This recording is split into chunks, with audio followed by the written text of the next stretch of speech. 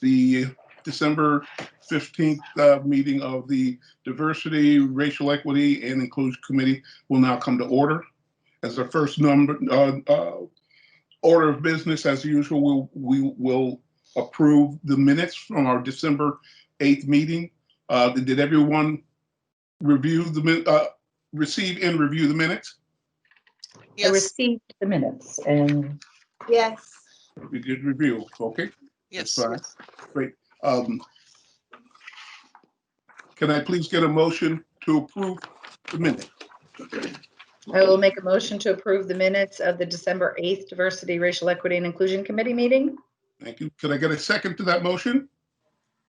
I second. Thank you. All approve?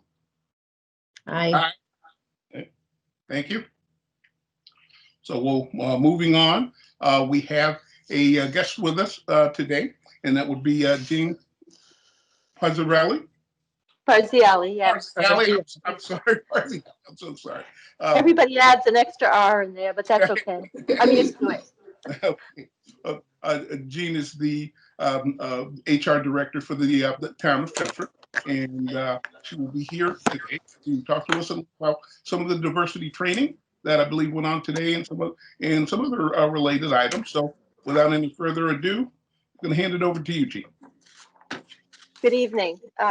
So today we heard from our employee assistance program managers, Steve Bernstein and a guest speaker, Daphne Valsenor. And the discussion was diversity awareness moving towards a bias-conscious future. This was our first training session of its kind. It was very interesting, actually. I think there was probably some room for improvement, and we'll grow from this point. It's difficult to do a group training session via Zoom. We had a slide presentation, and some of the topics were discussions on implicit, explicit bias, doing a self-evaluation and identifying some of maybe our fears as individuals, why we make particular decisions. Some quotes that were interesting: if we're human, we are biased. And we talked about replacing defensiveness with listening, allowing people to be heard, to dial into the moment, to validate their concerns, to assume best intentions from people, that there will be imperfections, to learn to be tolerant of uncomfortable emotions, and replace judgment with empathy, replace denial with curiosity. You know, we spent about an hour. It was a lot of information. It was fast-paced. But I think it was a good introduction for us to, you know, take a look inside as individuals. Another quote that came up was, "There's no such thing as immaculate perception." So we're all going to come from the backgrounds that we come from, and we just have to keep an open mind in dealing with people that just have perceptions and seek some common ground. I think the more that we have more similarities between each other, and what do we share? What is our mission here also as an organization, and talk about shared goals. I think that an area that we need to work from, you know, a stepping stone from here to the next type of training would be maybe smaller groups. I think that was an area I want to get some feedback, more feedback from people, because we trained employees from across all departments. We had library, we had senior center staff, we had town office administration, we had DPW.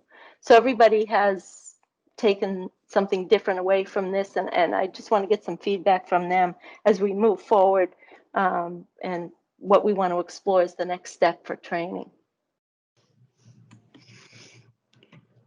I just wanted to say that I was very grateful that we had this opportunity to be able to kind of maybe open some eyes to the fact that we are implicitly biased just by nature of being human, and that we have a lot to learn just within ourselves. And I think the timeliness of this was really important based on what we just went through.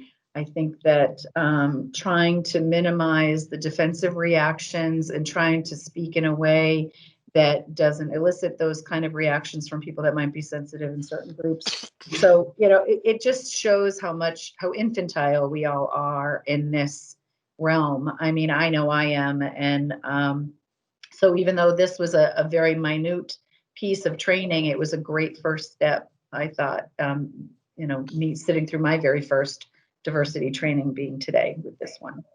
So, Jean, I had a question. I know that you said that this was the first training I believe that you folks have had, for the town. Are there plans to have additional training at this point? And do we know what types of things you might be doing? I know you expressed your concern about, doing, some things with smaller groups and getting more feedback. But I didn't know if this was part of a larger program that the town might be rolling out. We're looking to do a monthly series over the next 3 or 4 months, and just offer different types of training to our employees. I'm going to work with the EAP group because they have in the past provided us with other types of training, and they do a really good job of it. This whole subject is I think coming in more demand from other towns because it's just a sensitive topic and current right now. So things are being developed. I think we've had some dated tutorials or information, and that needs to get updated. So they're working on different trainings, and certainly, we can talk to them if we want something specific. They'll work on that, provide that for us. The EAP program offers this training at no cost to us, so we like to take advantage of that as much as possible. Okay, so it's the EAP folks who are actually facilitating the training. Is that what happens? Yeah. They are okay. So they're actually okay. Now, I was just trying to get a sense of how the training was set up and how it was being delivered. Okay. Carly's had her hand up for a little bit, so. Oh, thank you. So I have 2 questions, Jean. The first is, first of all, this is great. But I'm curious, at the start of the session, did you get a temperature read from the participants on if they felt there was a need for this type of training, if they themselves feel that there is a problem, there is bias, and that this is all something that they should collectively look at? We did not get, we didn't do a survey. We didn't get a feel. I think it was just current events and all that emotion that has been stirred up. I think we just felt that, we would like to introduce the topic and get the conversation started. And it has. I mean, people have been buzzing about, things that were said at the conference, and we've just been chatting about, and that's good. It's healthy. It's gotten people to start talking. Do some feel that there's a need for this? I don't know what the pulse is. I'm sure you'll get opinions on both sides. Okay. Thanks for that. The other question was, is this only for employees of the town, or will it include committees of the town? We had not thought to include committees right now. This, frankly, I didn't know what this was going to look like. So we sent out emails and we had a registration, so people had to sign up. And we could, I don't know, we could include committees. We just hadn't thought to do that at this point. Mhm. We've just offered this to employees. Yeah, just getting started. That's fine. Thank you. Yeah. And let's see, Susan, you had your hand up. Hi, am I muted or can you hear me? You are All right. unmuted. I'm using my iPad tonight, so I'm not quite sure how it works. Hi, Jean. Hi. I was signed on a few moments late. Could you tell me again what EAP stands for and who they are? So the EAP is an employee assistance program.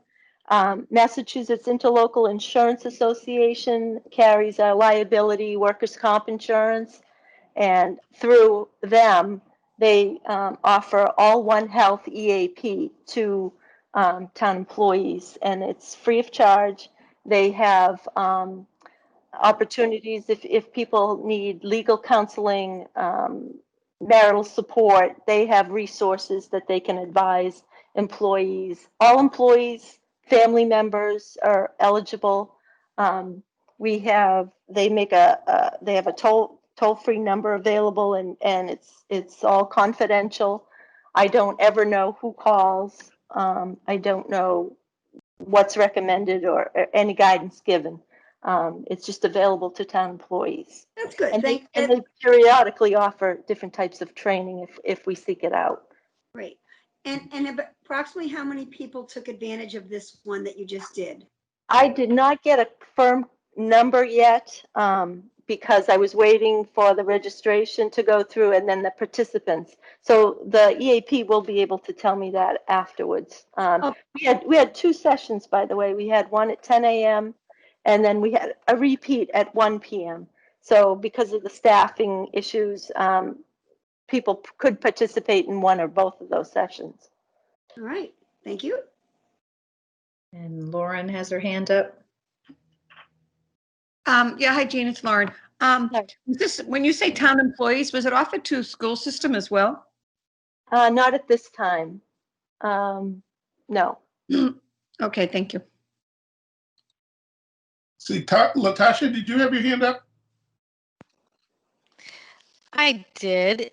Part of my question was just to commend Jean on taking the initiative to have this training session. I know what it's like to not really know if it's going to be a good fit for your department when you're scheduling these things. So I appreciate you doing it. I did want to know how many people volunteer to participate. It gives you an idea of what the level of interest is in the town. But I guess my next follow-up question would be is, have you considered partnering with other towns in the area to perhaps have a joint diversity session? It might allow people to speak more freely because they're not in a small group with someone else that they work with. So in other times prior to COVID, we have offered different topics through the Board of Health. So we would have encouraged that if things were different, where we can't actually gather together. I think it's very difficult to partner with another town. It's hard enough trying to organize this through Zoom and EAP just for our town. So I don't know what that would look like. I'm certainly open to it. I'm not sure how it would roll out. But we have done information sessions at the PAC at Chelmsford High School in the past, where we've offered other communities to attend, and that's been a huge success. So if things were different, I would encourage something like that with a guest speaker or a panel of speakers. That would take some organizing, though, and Yes, that would certainly have to be at a different time. yeah. Well, I do appreciate you taking the steps, like I said, to have this one. And it sounds like you're going to have future ones every month. Right, and we'll keep, Trish will be attending them, I'm sure, and she'll keep you informed what's coming and what we're planning to do. Great. Yeah. Lauren, you still have your hand up? Can't hear you. Sorry, Phil. No, I lowered it. Sorry. All set? Okay. All right. Great. Any other things you'd like to share with us, Jean? Do you have any other questions for me? Jeannie, they had in the past meetings brought up that the committee wasn't sure where job postings were. And could you just go over what the process is for posting town jobs?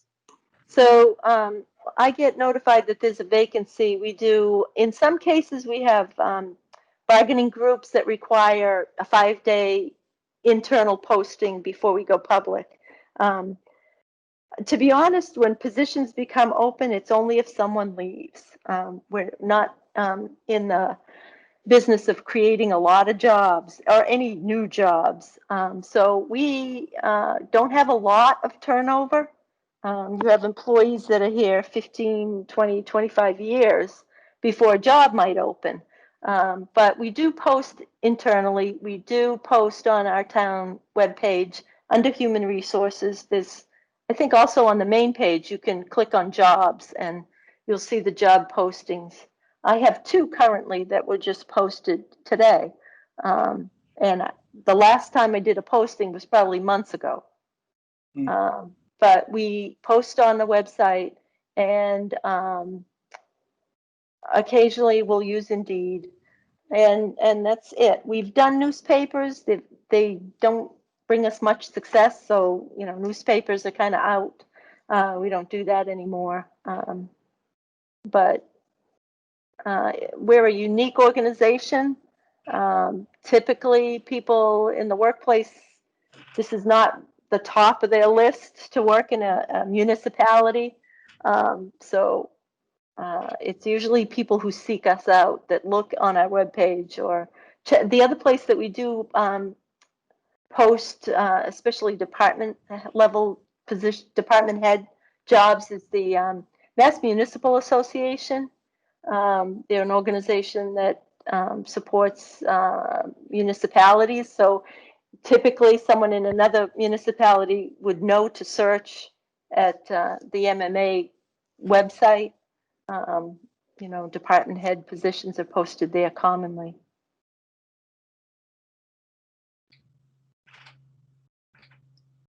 Lauren, did you have your hand up again, Lauren? Yeah, thank you, Jean. How diverse is the town of Chelmsford when it comes to BIPOC? Like, is it all white? Like in the like the school system, I finally. So the school system is separate from the town. They have their own HR office. They do their own recruiting. Yeah, so typically we have a more diverse group at the library. We have persons of color, Asian backgrounds that apply and are interested and are hired at the library. There is not, there have been in the past at the fire department. And I mean, we are at the point where we have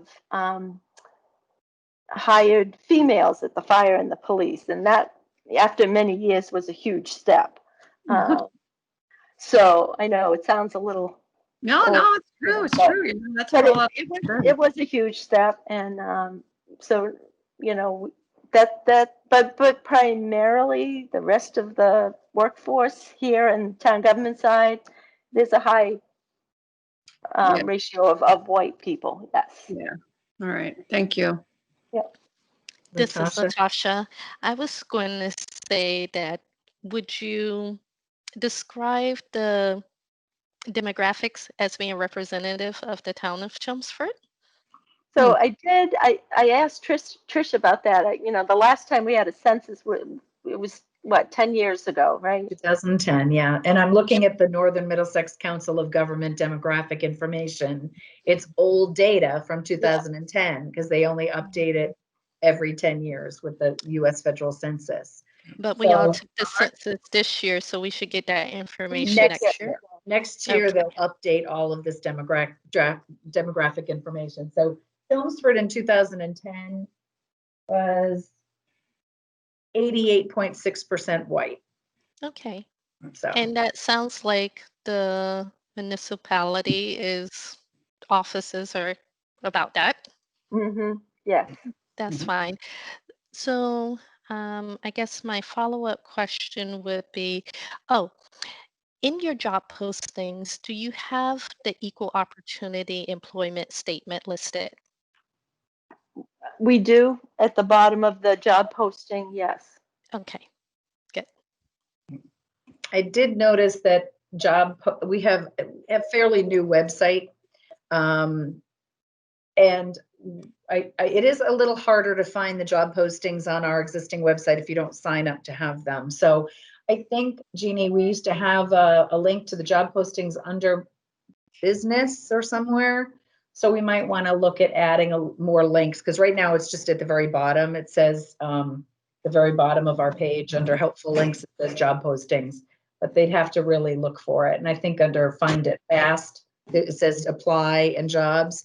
But we could probably make those links a little bit more obvious for people if they wanted to look for them. Don't you think? Yes. Yeah. I'll add a few. I'll Yeah. add a few links to the homepage so that it's easier for people to find.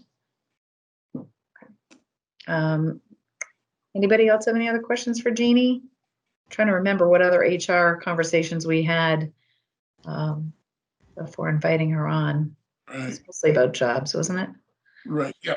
Yeah. And I think the main one that we had was, where the jobs are posted, if they get posted, externally a lot. And if I hear you correctly, Gene, you're saying that, there's not a lot of jobs to begin with. Most of them end up being posted, internally. There hasn't been a lot of success posting in kind of traditional sources like newspapers and all that. It sounded like you did use Indeed from time to time. Are there any other, like, web-based sources that you've looked at using, or? No. No. No. All right. Now, I just wanted to get a sense for, where, if people see the jobs, and if it also sounds like you're just hiring replacements at this point, correct? Since there aren't new positions being created, you're just doing replacement hiring at this point? Correct. Yes. Okay. Yeah, with the budget the way it's going to be, after COVID, we'll be lucky to hang on to any new positions that we might have added over the last couple of years. Yeah, I mean, it's just a tough budgetary. it's tough all the way around, and I think, from our position, whatever the town can do to get the optimum number of people, get them some visibility on what's available, because it kind of feels like if you're not in the know or not in the town, you don't find out about these jobs. And so that's one of the things that, if there's anything that we can do as our committee to to share, in our own individual networks, to let folks know, if there's any openings, if you could share things with us, that'd be great too. I know that, people on the committee would be happy to share, so where that's appropriate. I'm not suggesting you do anything, that's untoward, but where that's appropriate, we'd like to help in that regard. Yep, sure. That'd be great. Yeah. And again, Phil, the other place, there's a way for people to subscribe to notifications for job postings on our website. So maybe I can take that link and put it on our page and just say, if you want to sign up for job posting notifications, click here.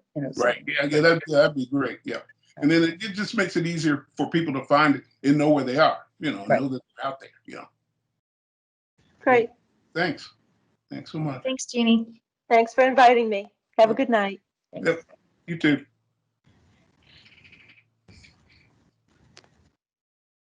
So as we move on down the list, we wanted to talk a little about the project management for goals. I want to thank Carly for sending out that one-page blurb that you sent out around project management. I think I don't know how other people felt. I thought it was perfect for what we need, because one of the things, and I guess I'm gonna risk sounding like a broken record, but I think it's really, really important for us as we talk about goals to know exactly what we're doing, exactly what we expect to create, so that we can talk about results, and we can talk with some level of not only pride but confidence around what we're doing. To say, hey, this is goal X, and in looking to achieve goal X, these are the actions that we've taken, and we're I don't know, 50% closer to where we want to be than we were when we started. And we expect to be here by such and such a time. Those are the things that get people's attention, and that, again, kind of underscores to them that, we're just not here to kind of meet and chat with each other every Tuesday. That we've got some real, energy behind specific things that we want to see accomplished while we're working on that. And I think, you can't really work on a goal unless you know exactly what you need to do, and you have a way of measuring it, and you can understand that. So, Carly, I really appreciate your help, and I'm sure we'll be calling on you as the project management guru as we, as we move forward. So thanks a lot. I wanted to kind of open it up and see if anyone else on the committee had questions for you on that kind of handout that you sent us, or if you had any things that you wanted to highlight for us, as we're looking to work with that. First of all, I see want to a hand thank up. you, Carly, for doing. Sure. I'm sorry. Go ahead, Therese. No, I was going to say, Carly, thank you so much for sending that out. I haven't had a chance to really go through it. I'm starting vacation tomorrow, so that's my. Yeah, so I'm looking forward to just kind of deep diving, looking at it, and preparing to meet with our subcommittee. Latasha and I are going to be meeting with our little team to start our group project, and so having that in front of us is going to be great and helpful. So thank you for doing that. Awesome. Sure. Hey, Susan, I think you have your hand up. I do, and I don't want to get us off this topic, but I thought I was only 2 minutes late logging on. Did we approve the minutes? Yes, we did. Okay, so I'll listen in the YouTube and catch up on that later. Thank you. Okay. Yep. Okay. So, do you want me to just get started on this? Because what I want to do is I kind of want to set the table so that you guys understand that the DREIC goal worksheet that was circulated and organized, Mm-hmm. that's awesome. It's great. It pretty much has everything that everyone is looking at and everyone's focused on. But when I was looking at it, I was thinking, okay, you have the mission statement at the top, and if you want, I'll share my screen. That way you can see where my mind is going with this. Please. Let's see. Is this my screen? Screen one? Let me know if you can see my screen. Yes, we can. Awesome.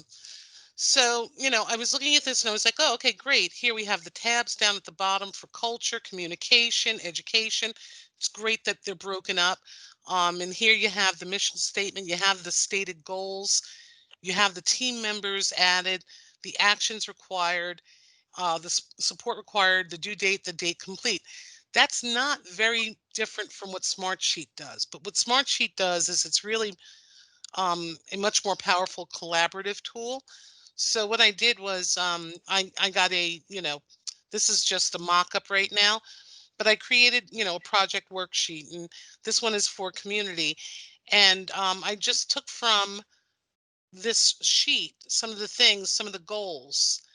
When you get together as a team, a breakout team, and you start talking about these goals, there's a lot more detail that goes into this than what's stated on the sheet here. And you'll start to discover that as you go out and perform certain tasks, because you'll meet with someone who says, oh, you should really talk to this person, or you should really do this, or I recommend you do that. And so your list starts to grow. And as it starts to grow and these ad hoc things start getting introduced, that's when you start getting thrash in a basic Excel spreadsheet. Mostly because folks don't know if they're looking at the most current version of the sheet. They don't know who's updated the sheet, when it was last updated. Smartsheet sort of eliminates all of that thrash because, um, as was noted earlier, Tricia added everyone here, and you can see when I look into the sheet that I've created here, I can see everyone. And so what I can do is basically add anyone who's on the team for communication, and now they have access to that sheet. They see every update because what they'll receive is an email in their inbox saying, hey, this sheet was just updated. What it also allows the team lead to do is to prompt people on the team to provide their updates before the next meeting. That way we don't show up at the meeting not prepared. We have an idea of where we stand with something, whether there's been any movement on it. Does that make sense to you guys? And it's real simple. It's just this is all Excel based. So when I go in here, what I did was I just went in here and I was like, oh, okay, you want to do this? So I'm just going to copy this, right mouse click, copy, go into Smartsheet and plug it in. But then I think, oh, you know what? This may need to happen before this. I can drag and drop. Mhm. Okay, works just like Excel. And the really neat thing about it is you guys can agree on, okay, when should we start this? And a good example is we have the holidays coming up. When do we want to start this effort? When do we need to have this happen or get started on it? So you can say, okay, I want to start it on the 28th, and I would love to see this completed by, you know, the 8th. Now, you may not get it done. You can always go back in and change the date. But as you see on this side of the screen, what it does is it builds a really cool Gantt chart so that you can see how things are progressing along. And when I say you assign it to someone, I can go in here and I can add a new, and I can look for Tricia. There she is. So now she's got that task assigned to her. Okay, and she can provide an update, a status here. And you can assign multiple people to different tasks. But since everybody's in the share function right now, you can have everybody on the team assigned to certain tasks, for viewing purposes, or you can have everybody on the team just to review all sheets. It's really up to you how you want to do it. But it's exactly like Excel without all of the, what's the current, how current is this sheet? Um, and getting updates. It makes it a lot easier, and it's all email based. So it's not driving you to this sheet. It'll drive you to the smart sheet and tell you to log in to see the updates. That's awesome. That's really awesome, Carly. So I mean, And I feel like I have it right now. I feel like I totally understand this, but I'm sure when I go play with it, I'll be like, Carly, can you help me? so if I share this with everyone, if I go in, and you can see, oh, that's another thing I should point out. There's the editor view. The editor can share. There's the admin, which is no one should check that. You can be an editor and not share, or you can just have people who are viewers who don't make any updates at all. In this case, we're all doers, so we would all have the ability to, share and to update. But I can go in here and I can add, everyone. Oops, just by clicking. And when I send it, you will see the sheet. And when you click on the link, it will bring you right into the sheet. Now, what it'll probably have you do is set up a password Oh. the first time you go in. And so I am going to. Ted Luter's our IT guy. I don't know if we want to add him. We need to take him out. Oh, you want me to add him? Take him out. He's in there as an art Okay. because he's our IT guy. There you And I go. wanted him to be an admin on this. So yeah, but he So doesn't you need can to get our see update. now that I have the sheet, this test sheet, I have notified people. I'm CCing myself and I share the sheet. Oh, you know why? It's a trial. It's not letting me do more than Oh 5 yeah. people. Soon enough we'll pay for it, but Yeah, that was what I was struggling with when I was looking at setting up a training for this is Uh-huh. that there's so many things that the trial does not allow you to do. Like Okay. this should be the header, and Mhm. these should be indented. This is the category for collaborate, and then you come up with all these different tasks under that header. Then the next goal is, it's each one should be indented, but it's not allowing me to do that. So when I share the sheet, if I go back to my inbox, you can see here I have the communication. This is what you'll get. And then you just open the Smartsheet and it takes you right in there. And another cool feature is that you can attach documents. You can have a document attached, like if there's something that you want everybody to read that's related to a task or something like that. You can email people, directly about things. You can make comments on different rows. It depends on, you can do it in a number of different places. You can do it here. Um, but it's just a super simple tool. I don't want to get too deep in the weeds with, you know, everything that it can do. You really just want to be able to, during your meetings, capture that, oh yeah, we should have that task. And you know what? We should move this task up, and that really should come before the other tasks. It allows you to change the date, so you're always aware of where you're at with each and every task and who owns that task. Nice. I'll get that paid for by next week, Carly. Okay. Yeah, So because another thing about the Go ahead. 30 days is that if you don't purchase it before the trial expires, if we do create smart sheets and hit the ground running, you want them to carry that over to the paid Right. subscription. If you let it lapse, then you have to rebuild them again. We won't let it lapse. We'll get it taken care of. Great job, Carly. Rachel has a question. Yeah, I was curious about what the best practices are for documents that created from this task. Do you just like link to a Google Doc or do you attach? What's your suggested process for that? I would say attach it. If you have a Okay. document that's related to the project plan, I would attach it and I would send out an alert to the team saying just attached a document, please take a read. Um, you know, that's probably the best practice. That way everything is in one place. You don't have to go looking for it in an email or another Dropbox or anything else. Just keep everything in the Smartsheet. Okay. I wonder, Carly, do you know if I could take this smart sheet and put it into Teams, is so that Hmm.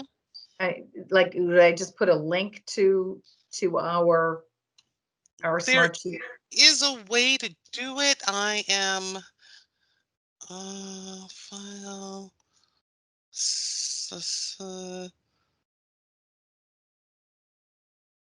export to Google Sheets.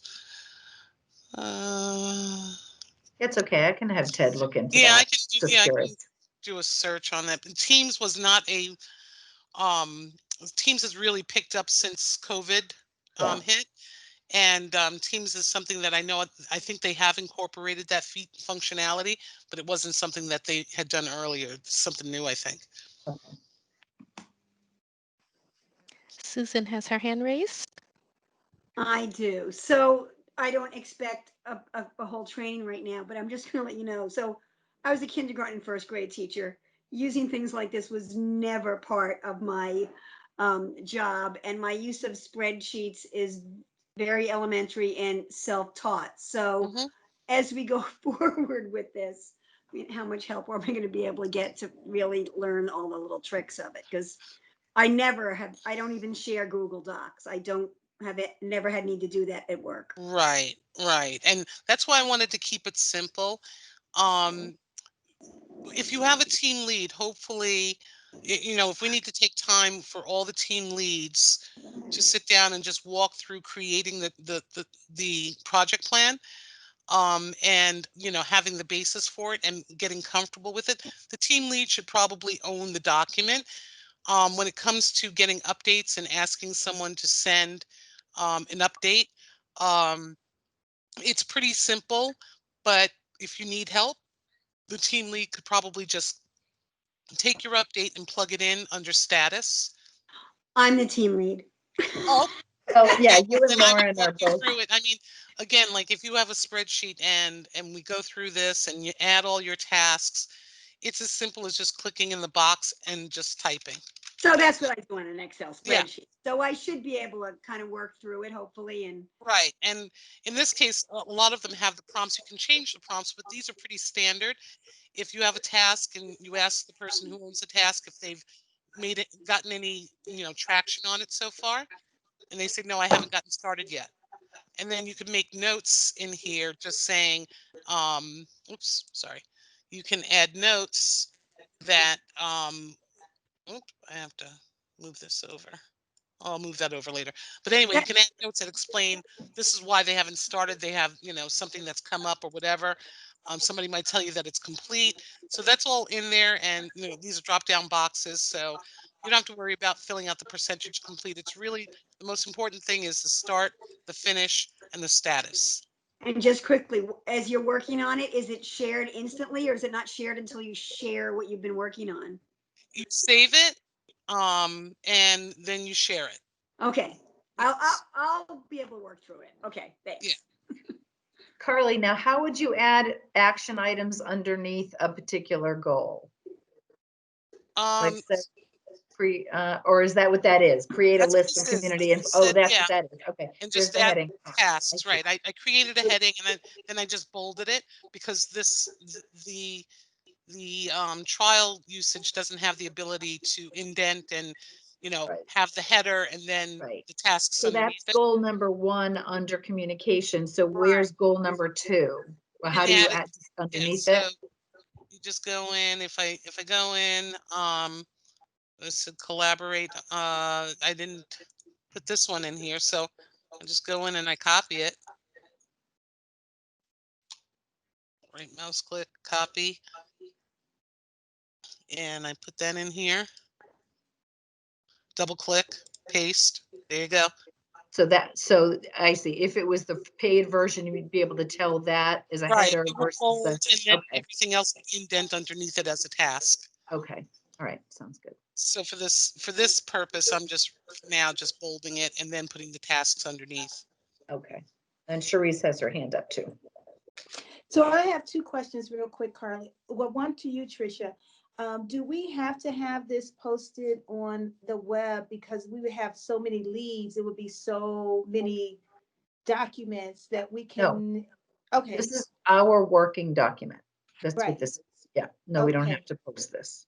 Okay, great. And so the other question I have is, you said this is a paid, if we wanted to pay, do we have to pay individually for it? No. Or, okay. No, it's a Town of Chelmsford tool that we've added you to. Okay, thank you. Yeah, and as Phil pointed out, as you proceed with, building out through your meetings, all of the tasks and the owners and the start and the finish dates, you get a sense of, okay, I have deadlines, I have things that need to get completed. But what you'll start seeing is more and more completes as you go along throughout your project plan. Which feels really good because, as Phil said, you want to be able to demonstrate we're not just talking about it. We did these things and this is where we stand.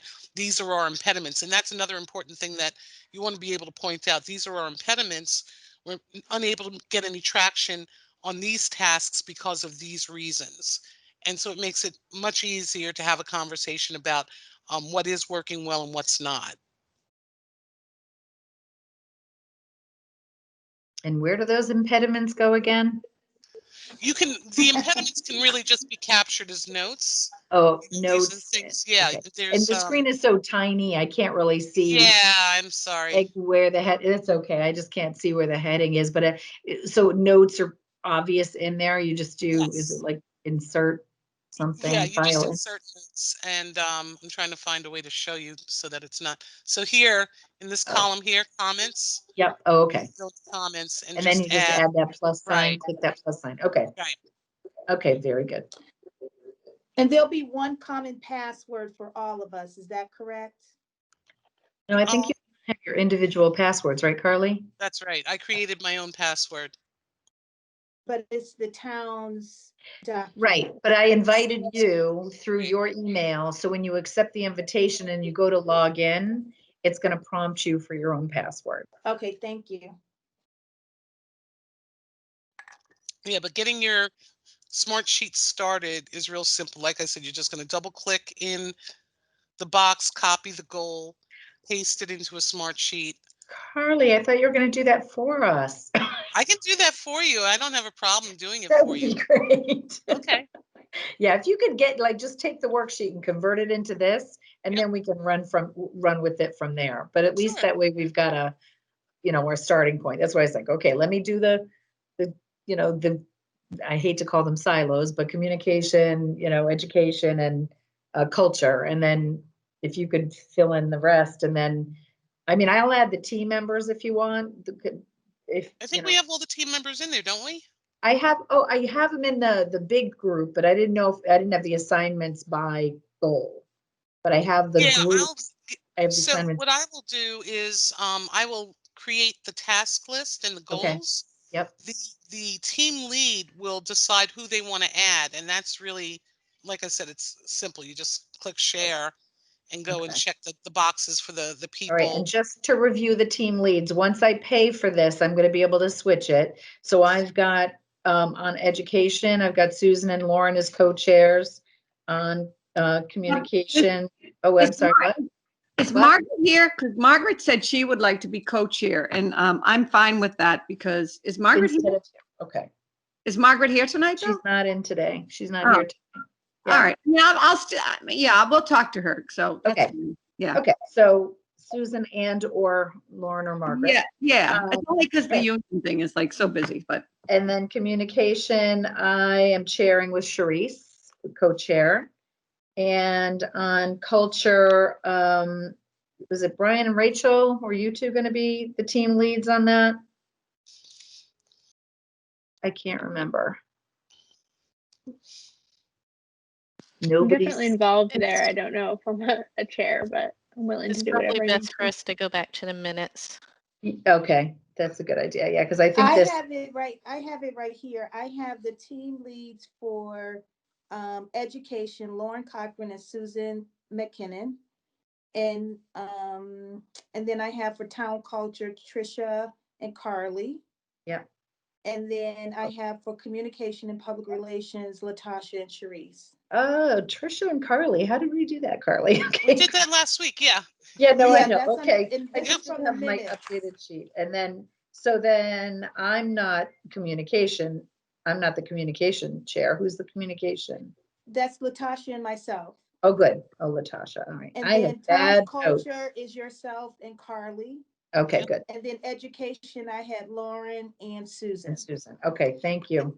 I'll get those updated once we get the paid version. And it's in the minutes too. Yes. Okay, thank you. You're welcome.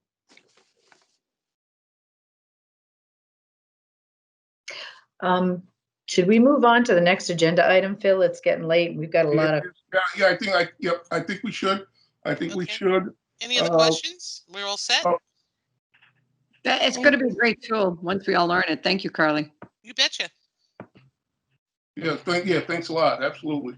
Thank you. Susan Thank you very has her much. hand raised. Let's just make sure that Did- she gets her opportunity. Sorry, that's old. I'll put it down. Okay. All right. Yeah, I'm having trouble keeping track of who's raising their hand here. Yeah, our next agenda item was to review the questions that we're planning to have for the visit we're going to have with Chief Spinney. And both Brian and Latasha had done a lot of the work to pull those questions together. So I think they wanted to take an opportunity to review these questions. I also had a quick conversation with a resident, John Turbity, and I think John might even be with the meeting here today. But he had a question that he wanted to raise to us and suggest that we add to the list. So I wanted to take an opportunity and do that as well. Okay. Did John submit the question to you in writing? No, he didn't submit it in writing. He and I had talked about it, and I told him that I would make sure to bring it up, as we were having the discussion. So I guess I can certainly, open with it. One of the key items that he wanted to get some clarification on related to the use of chokeholds and excessive force, and what the Chelmsford Police Department's position was on that. It's our understanding that it's a practice that that our department does not use that, and I believe that Chief Spinney referenced this in June when we had the Black Lives Matter rally, you know, in the middle of town, the center of town. But I think we wanted to get some clarity on whether or not our police force in particular had a practice of not, you know, using that sort of chokeholds and excessive force, or whether that was a firm policy with our department. So that was one of the things here. Okay.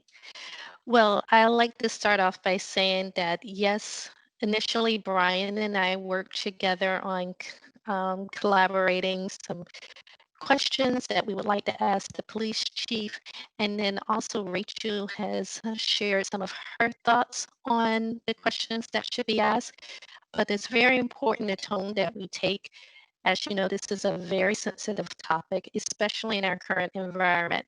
So what I have done is collected the questions. I've put it in a PowerPoint, and we can review those questions now. I'm going to share my desktop.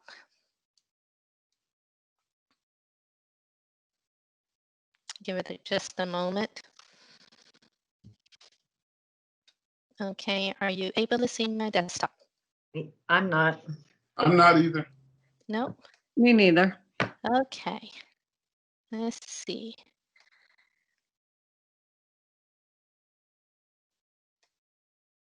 What about now?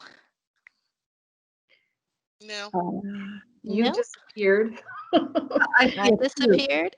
You Nope. disappeared, but your Just me. laptop, yeah, your screen. Okay, so Are you who is pressing able the- to share? Because the file is in our Teams. Oh, okay. Let's see if I can do that. Trisha, if you don't Yeah. mind. Let me see if I can get in there. All right. We lost you, Latasha. I Oh, know we can't see her pretty But we face. can hear you. okay. I don't know how that happened, but I'm looking for. Hold on a second. I have so many There things you in here. All right, let's find you.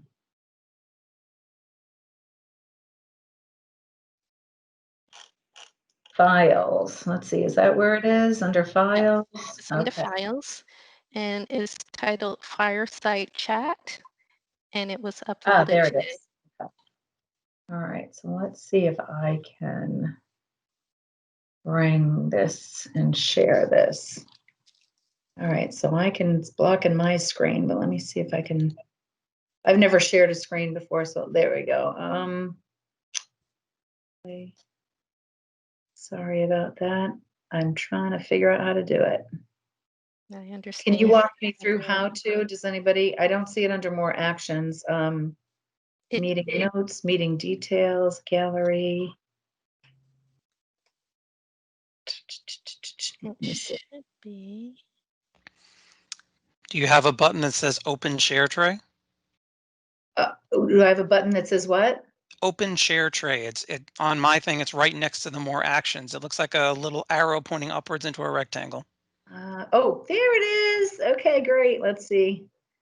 All right, so there's that. Okay, I can see it. Can you guys see it? And what's it called?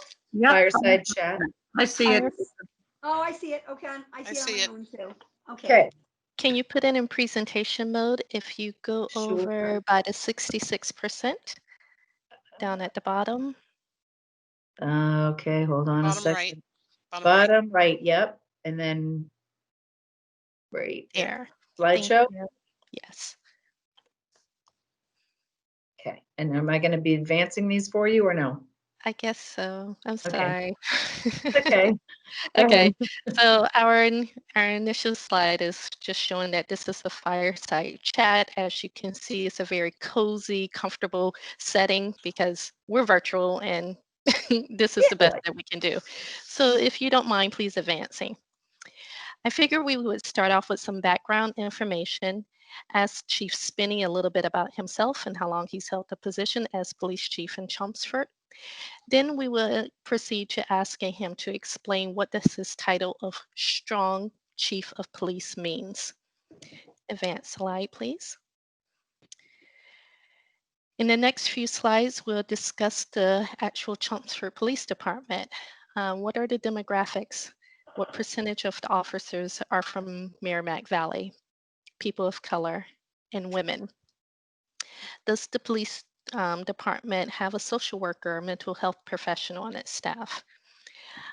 Could they share some of the different type of trainings that the CPD actually attends, and how often are they offered? For example, is it a diversity training that they take one time and then they're done? Or do they have to be recertified biannually, for example?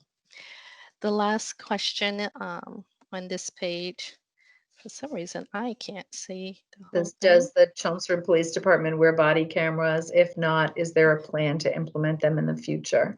Correct. Next slide, please. Can I just Sure. ask a question about that first slide? Because that's about demographics. And in the spirit of inclusion and diversity, do we want to include a question about how many officers or police personnel identify as LGBTQ? I don't know. Nope, it's a fair question. Good question. I agree. This is Jen. I was thinking the same. Yep. As we move on, does your department review cases and discuss lessons learned? Is there an independent review board if a complaint is made about a police officer? And does the Chelmsford Police Department have any military-styled equipment, and has it ever been used?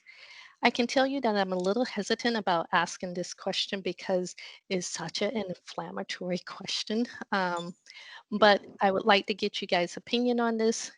So it is in here. The second question, or the next to last question is the CPD part of the Northeastern Mass Law Enforcement Council? And does the Northeastern Mass Law Enforcement Council actually have a statement of equity, and does it align with the CPD department? Any questions or additions for this page? Latasha, I think we should get rid of the surplus equipment question. I don't see any value in it. Okay. Does anyone else have an opinion about that? Can I ask why you don't think we see value in that? Because as Latasha pointed out, it's a adversarial question that we, to be perfectly honest, if they had military style equipment, we would probably know about it. And they haven't used it, and there's been no evidence of any sort of overreach in that way. So there's no point to asking this. I don't think it's worth bringing it up with the chief.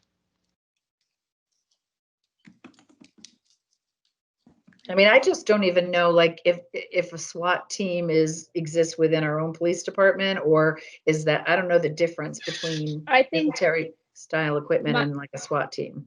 My understanding is it's this Northeast Law Enforcement Council that's like the combination, and they provide the SWAT teams and some of that stuff. So any surplus might be coming from this group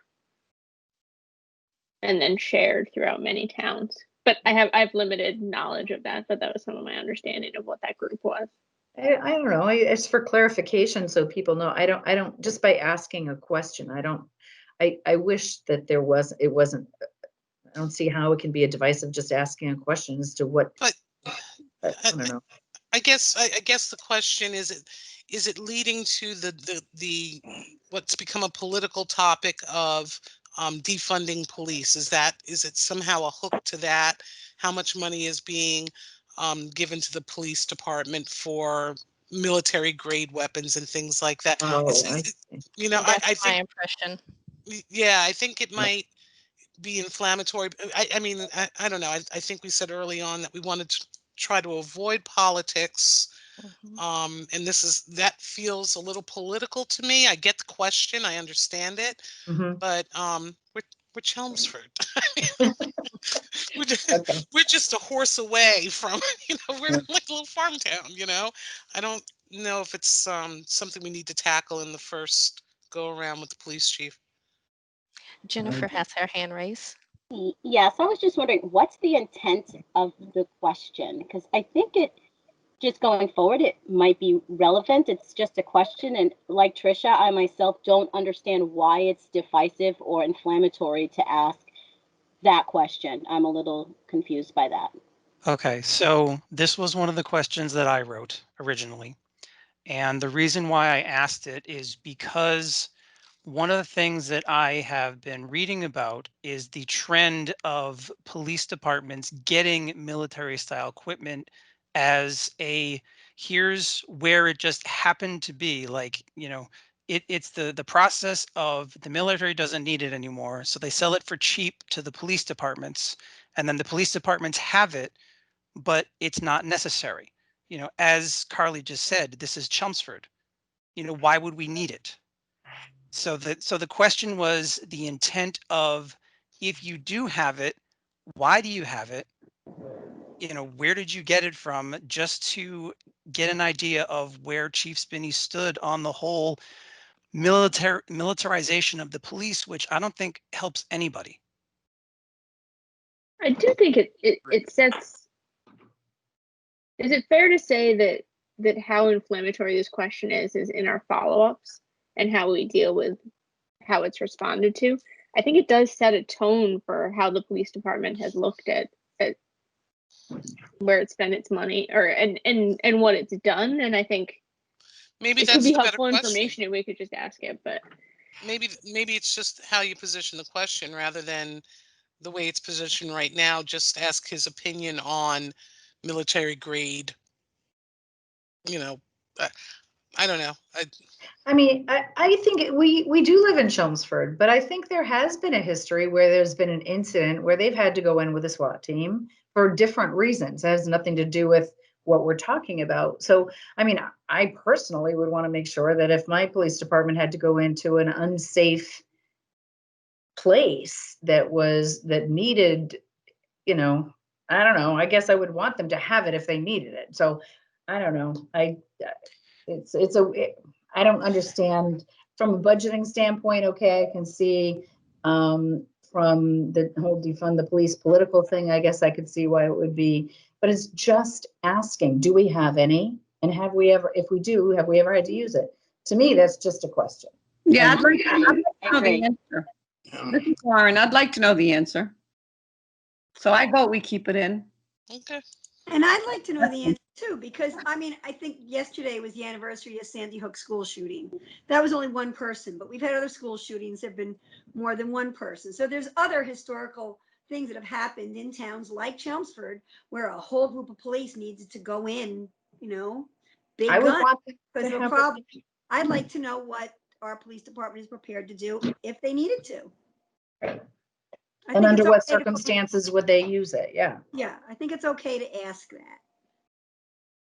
I mean, we can also ask the chief if they perceive that as an inflammatory question. And if he thinks it is, then we can take it out. But I don't know. I mean, I don't know about it. That's okay to ask them, yeah. My understanding is that we were going to share these questions with the Yes. chief before he comes. Right. Right. Correct. Yeah. Yeah. So he will be able to see him and we can certainly ask him his opinion on this one. Okay. If you don't mind, can we proceed to the next slide? Yes. Sure. Oh, sure. Of course, I forgot that was my job. Go Well, ahead. so Lauren, Natasha, before we get to this page, I just want to say one more thing in that one thing that I think I want to make sure that I make clear is that most of, not even most, all of my opinions about the police and where I come from when asking questions are based on what I have been seeing go on in this country over the past however long I've been paying attention to it. Because to be perfectly honest, I did not pay enough attention to this as when I was younger, because I didn't have to, because that's, my privilege. But absolutely nothing of what I came up with was specific to the Chelmsford Police Department. So I just want to make sure that it's understood. And I think we really also need to make sure we understand that when we ask these questions, we're asking them from a position of we don't know exactly what the Chelmsford Police Department does. And it would be nice to get a reassurance of what the police department does, as opposed to coming in with this is what we think of the Chelmsford Police Department, because to be perfectly honest, it hasn't even entered into my life. Now, And I think now, that was now very other clear. other Sorry. people may have a different opinion on that, but I just wanted to double check that that was made clear. And if we have differing opinions from the rest of the group, I would love to hear them. But the big misunderstanding that happened that resulted in all the stuff that's been going on over the past week or so is my inability to point out that I was not speaking about the Chelmsford Police Department specifically, and just sort of kind of seeing what the general trends were in the country, which was unfair of me, obviously. So, let's just make sure that we come at this from that perspective, because I don't want to leave the wrong impression anymore. Right. A- And I And think I'll, that's why I started off by saying the tone of this is very important to me, to be very calm and welcoming and just asking because we don't know and we're trying to gather that information and share it with our community. Mhm. yeah. Okay. Thank you for that, Brian. Health and wellness. How often do our parole officers have a mental health checkup? This is important for all of us, not just the police. Are they taught to look for signs of internal stress and agitation? And how are they encouraged to come forward and report any issues they're having with anxiety, agitation, or fear? I thought this was a good set of questions. Thank you, Rachel, for these. Next slide, please. Yep. Uh, It looks like Jennifer has her hand. Jennifer, is your hand still up? No, I'm sorry. I'll take that down. Okay. Sorry, Latasha. No problem. I have current events. Although I hope this does not happen in our community, but if an officer was involved in the shooting death of an individual, what is the protocol at the scene of the incident and the days following it? Next slide, please. Policing practices. Do officers have a financial quota that they are expected to meet through issuing citations? Is your department collecting data and reviewing the data to determine if there are any statistical trends during traffic stops? For example, percentages of citations issued sorted by race, age, gender, sexuality, disabilities. For our youth, how does the CPD handle disturbances when the person is under the age of 18 years old? Next. The Police Data Initiative says that its website is a participating agency that has taken extraordinary steps of joining a growing community of practicing among local enforcement agencies. These agencies have committed to working closely with their communities to leverage open data for purposes of enhancing trust, understanding, innovation, and production of public safety. There are currently 7 police departments in Massachusetts that have already signed up to be part of this, and they're listed there. Will the Chelmsford Police Department commit to joining the PDI and So, sharing the data with the so this yeah, was Brian, go ahead, take the yeah, floor. yeah, yeah, yeah. I This stumbled wasn't. through that one, I'm sorry. That's okay. This was another one of mine because I did see that the Police Data Initiative was a thing. The only comment I want to make here is that this one is kind of redundant when compared to your question about the stop Statistical statistics data. on the previous slides. So like we should just pick one of them, either your question or this one. That's all I wanted to say. I just think that the two are redundant and we only need one. I think this one is long. It is. No offense, Brian, but No. That's fine by me. We want to make this a fireside chat. This isn't a fireside chat. This is a flipping Yeah. essay. Okay. okay. The next two questions are, what can the residents of Chelmsford do to foster a more harmonious relationship with the police? And does the CPD have any community outreach plans for 2021? Okay, I And have a I comment that's my on last this. question. I'm sorry, I can't see my screen, so I can't tell. I can't put my hand up because I can only see the slideshows. I don't actually like that question. What can the residents of Chelmsford do to foster a more harmonious relationship with the police? Because I think we do have a harmonious relationship with the police in most cases. I mean, through the Police Athletic League, they're very involved, the Toys for Tots and things like that. I guess maybe I'd like to see that question reworded. That's fair. I didn't know about those other Yeah, initiatives. they're very involved in the community and they're very well respected in the community. So it's presuming that we don't have a harmonious relationship, and I think that either that needs to get reworded, or what would they like to see from the community to make them feel more. I don't know. I think right now. Can we ask them to talk about the things that they're doing to create that Yes. harmony, rather than, Right. say, can you tell us more about, because, I don't know about these things either. So can they Me tell us more either. about Well, those programs that they have created a harmonious relationship with the community?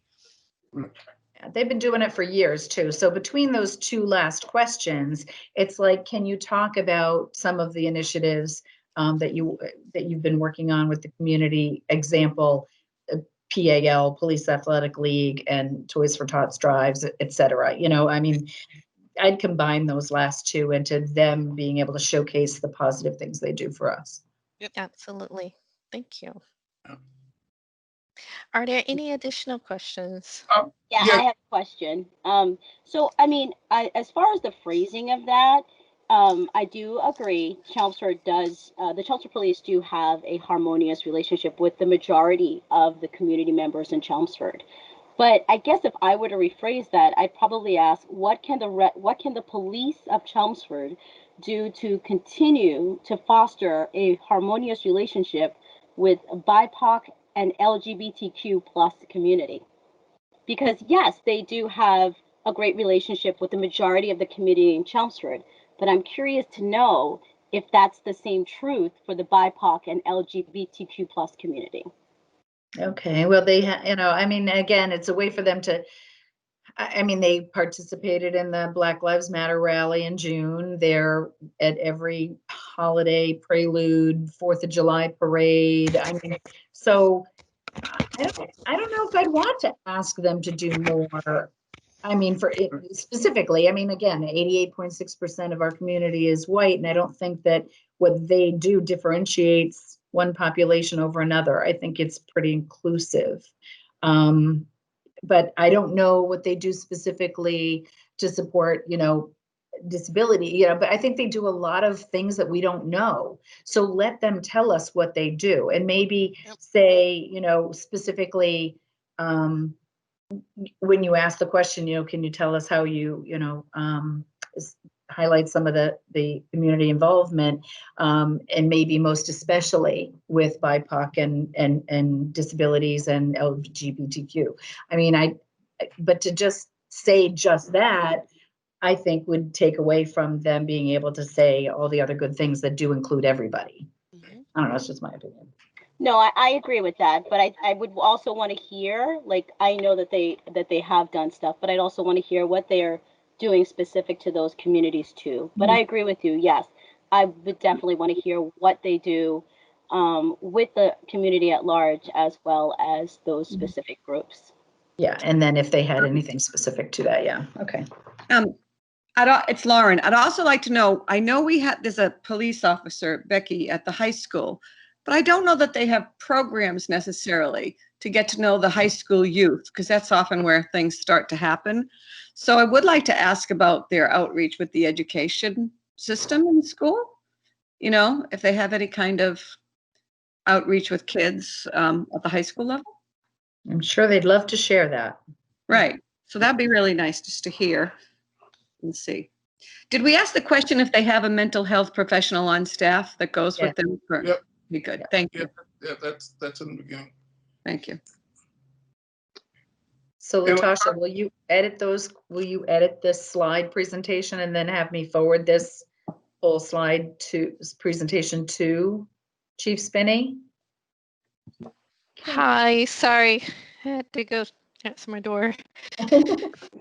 What did I miss? You missed a lot, actually. You'll have to watch the recorded meeting. I was just asking, and now I know the answer because you weren't sitting there to know what changes we were making. I was going to say, were you going to update this slide presentation and pass it on to me to give it to Chief Spinney, or were you going to send it to Chief Spinney directly yourself? Oh, absolutely. I will edit it, and I guess I can send it to him directly, but I would need his email address, but I'm assuming that's on the town website. Yeah, I can give it to you as well. It's pretty easy. It's just like everybody else's. First initial, last name at chelmsfordma.gov. His first name is James, by the way. So, but you missed a lot of input on this last page. So you might want to watch the recorded meeting unless somebody else can summarize it real quick for her. No. I took some notes on the minutes. I'm not quite sure where we left off. Want me to read really quickly what I wrote in my minutes just to catch you up? Sure. It's okay. I can watch the recording. Okay. And I'll try, since I'm typing the minutes on my computer tonight, I should be able to get them to everybody pretty quickly too. Okay. I do have a question if my turn to answer the question comes Sure. up. Please. One of the things I know I had talked about my own personal interest in learning how to talk to police officers, not just in Chelmsford, in the communities.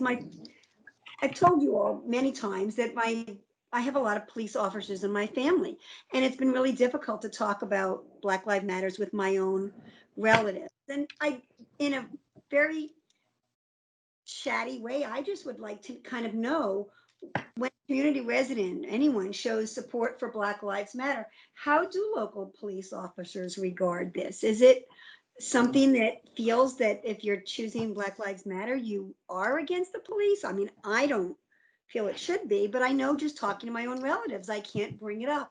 And I wonder if it's something we want to try to talk about right now, or do we want to try to wait to talk about that? I vote for wait. Yeah, absolutely. Yeah, that's fine. It's something I'd like to know at some point, but okay. Yeah. It's just a politically charged topic, and granted, it is important to a committee like ours. However, there's just so much going on in this country, in this state, that is just not the time to have that conversation if we're trying to keep the tone very calm and welcoming.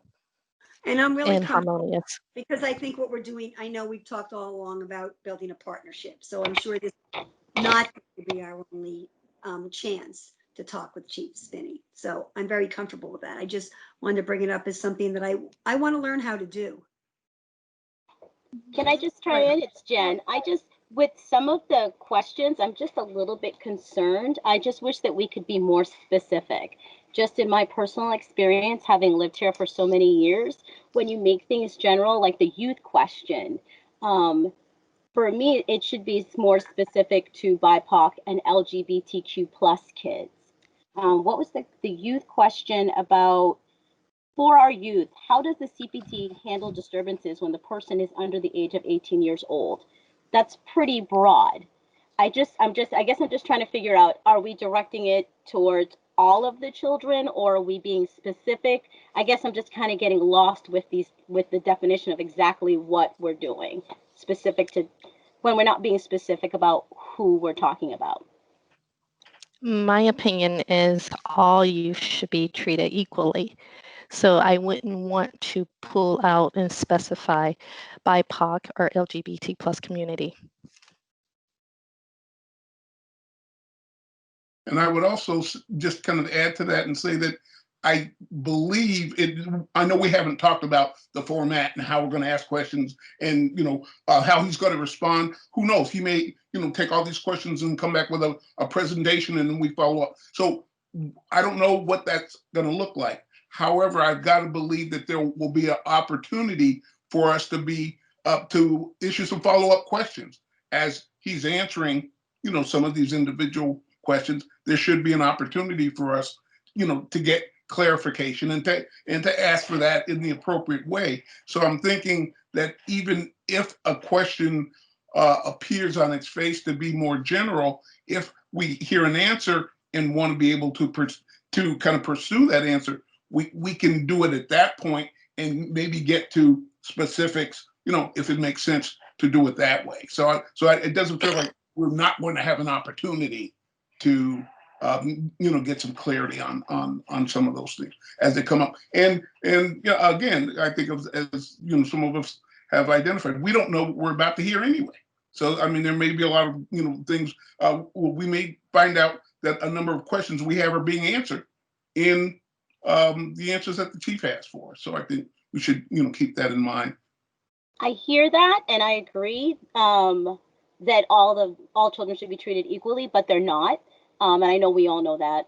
So is there going to be an opportunity that when we do ask a general question, as you said, Phil, that we're going to be able to have a follow-up question to that? Is that something that's definitely going to be able to happen?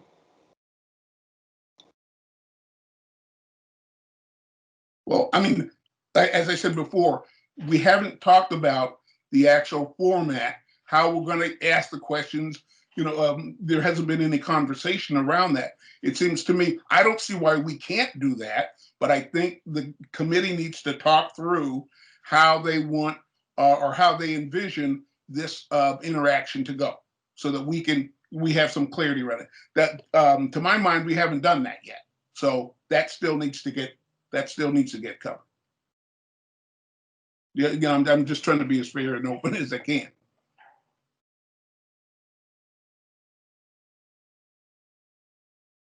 Okay, yep, that makes sense. Okay. Latasha, I just wanted to mention one other thing. The question that John had shared with us around, the chokehold, the excessive force, and what what Chelmsford Police Department's kind of position was on that.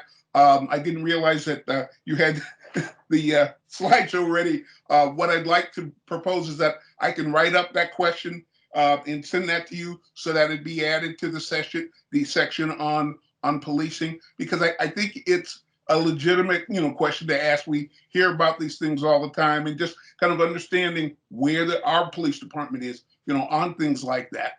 And I think you can ask it in a way that's not accusatory or offensive or anything. It's just what's our position on that?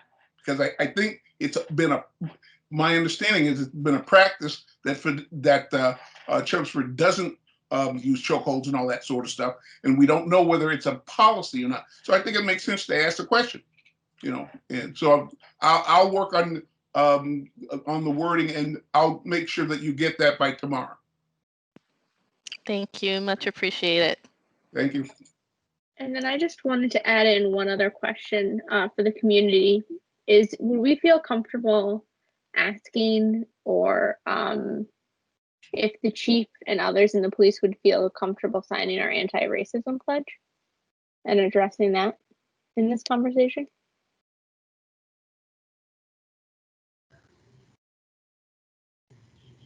I was thinking that we were going to launch that whole pledge thing after we got the select board to sign our proclamation. Mm-hmm.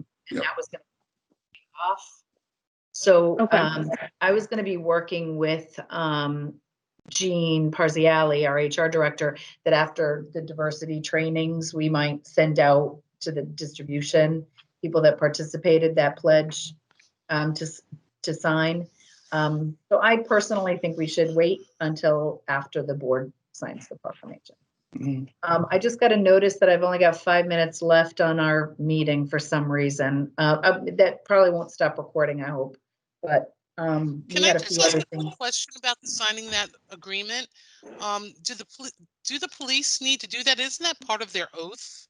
No, this isn't an agreement anyways. This is a personal pledge. I mean, the proclamation is the Board of Selectmen, but But they take an oath already, right? they take an oath. Yeah, they do. Yeah. They take an oath.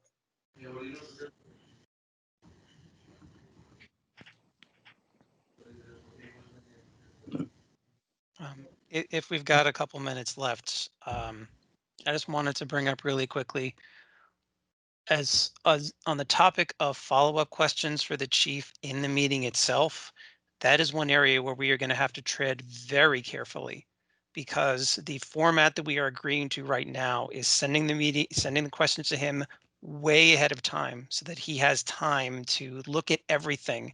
And if we start springing questions on him in the session itself, that could potentially gum up the whole works. So we just want to think very carefully about those follow-up questions and whether or not we want to allow them. Yep. I think that makes sense. I agree. And if you look at the number of questions that we have, we really are touching base on a broad spectrum of things. And we don't expect this to be our only conversation with the police chief, but Right. we're trying to get to know him and he's trying to get to know us as a committee.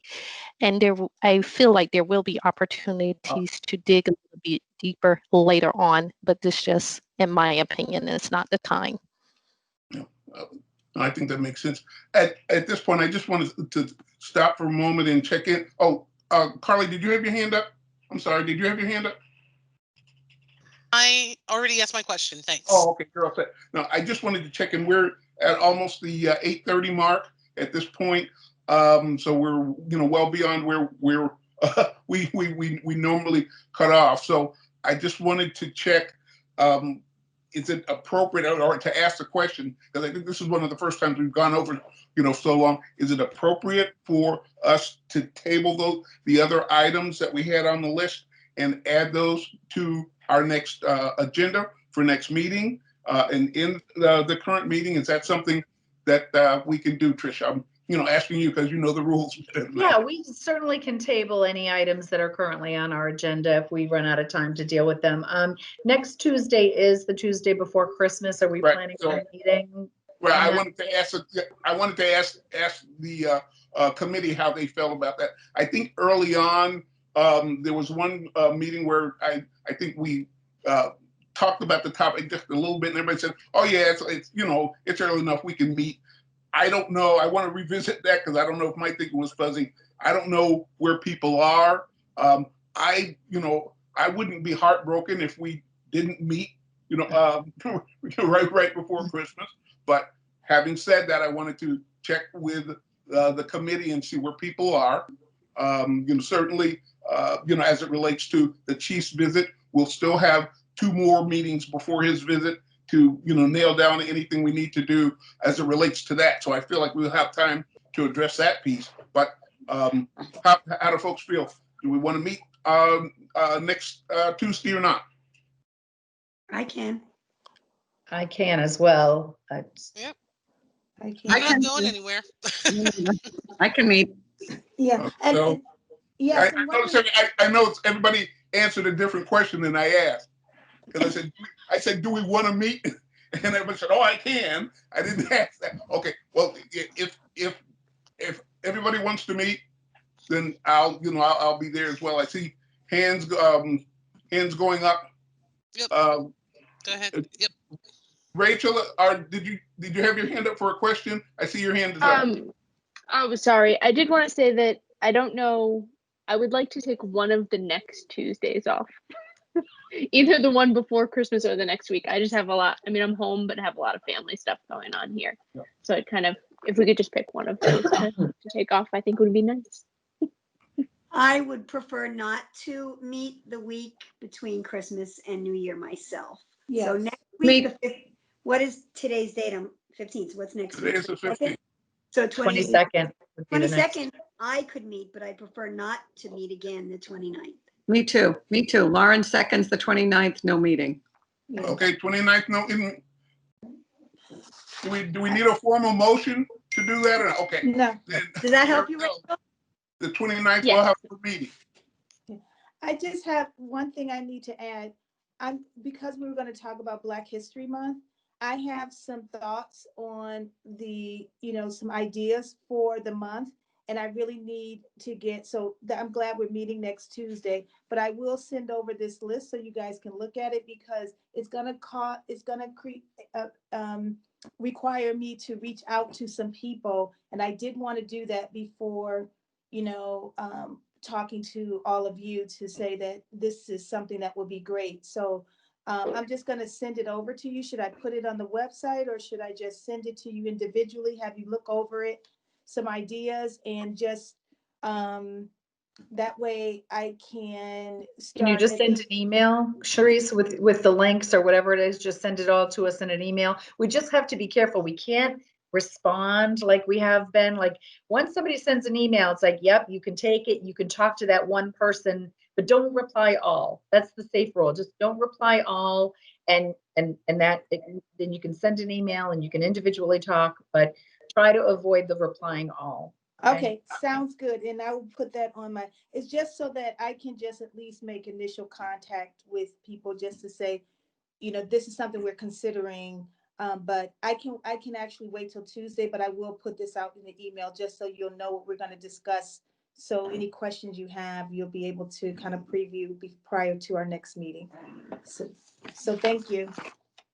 And Matt, I have another question that kind of goes along with how all of that works. In our education team meeting, we had Margaret and Lauren and I met, and we talked about having a conversation with someone from the school committee. We talked about having a conversation with the assistant superintendent.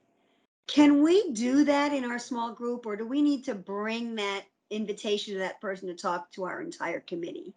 No, you can talk to them individually to work out your plan. And then when you have you bring it to the committee once you've got something that you've already worked, Right. You have some ideas. Yeah. Okay. So I'm ready to do some of that. Thank you for the clarification. And Lauren, I'll put, you want to wait till we hear back from Matt? Yeah, that's what I was going to mention. We got 2 logos. Tricia and I have been looking over them. Both of them are workable. The kids are so flexible that if we sort of give them direction, they will probably take our advice, because they already started to. So we did have 2, but hopefully they'll tweak them. That's all I wanted to say. So we'll follow up on that. Any other last minute items? If not, I would like to propose that the December 15th meeting of the Diversity, Racial Equity, and Inclusion Committee be adjourned. I'll make a motion to adjourn. Oh. I'll second. Motion to adjourn, I'll second. We're there. Bye. Thank you. Bye, guys. Bye-bye. Take care, Bye, everyone. everybody.